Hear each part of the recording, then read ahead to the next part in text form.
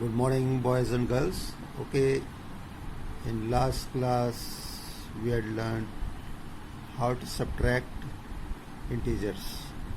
Now we'll see how to multiply integers.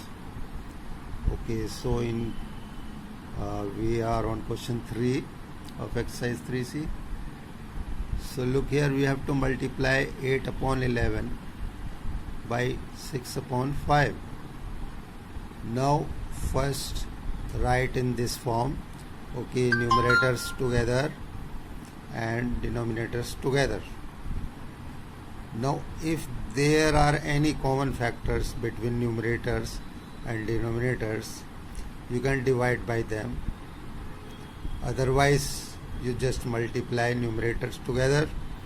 So 8 6 is 48 and 11 5 is 55. So that is your answer, because no common factors. Now come to part C here. Here we have to multiply 25 upon minus 6 into 9 upon 10. So write numerators together and denominators together. Now we can see here between 25 and 10, 5 is a common factor of both. So we can divide both by 5. 5 to the 10 and 5 5 is 25. And between 6 and 9, 3 is a common factor. So divide both by 3. 3 to the 6 and 3 3 is 9. Okay, now no more common factors, so multiply them. 5 and 3 and minus 2 and 2. So 5 3 is 15 and 2 2 is 4. So minus 4 here. So 15 upon minus 4 is your answer.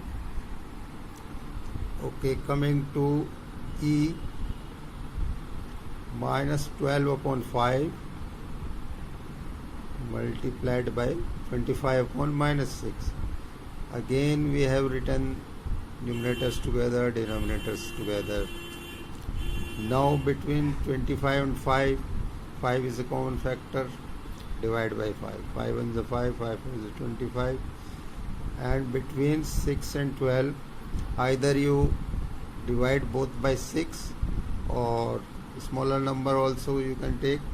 So you can divide by 3, 3 2 is 6 and 3 4 is 12. Now between 2 and 4, 2 is a common factor, so divide by 2. 2 1 is 2, 2 2 is 4. Okay, now 2 here and 5 here, and denominators we have 1 1. No more common factors, we have to check here also. Okay, so no more common factors. So 2 5s are 10, and if you divide by 1, it is 10 only. 10 is your answer.